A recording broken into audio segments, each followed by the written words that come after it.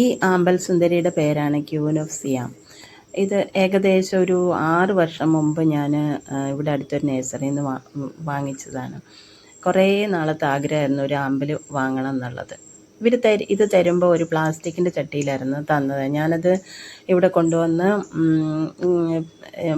വേറൊരു മണ്ണിൻ്റെ ചട്ടി ഉണ്ടായിരുന്നു, അതിനകത്ത് മണ്ണും ചാണകപ്പൊടിയും നിറച്ച് അതിലേക്ക് മാറ്റി വെച്ചിട്ടാണ്. കുളം ഇവിടെ നേരത്തെ ഉണ്ടായിരുന്നു, മീനുണ്ടായിരുന്നു അതിനകത്ത്.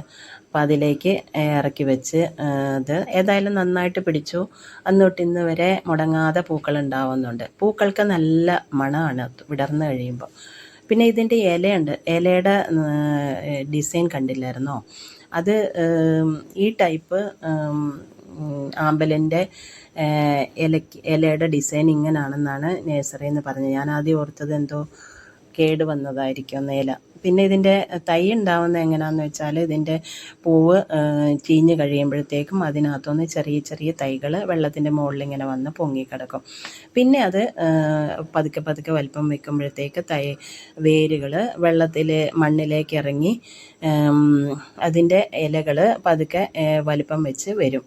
ഇത് കണ്ടില്ലേ, നിറയെ തൈകൾ ഉണ്ടാവുന്നുണ്ട്. എപ്പോഴും ഇങ്ങനെയാണ്, നിറയെ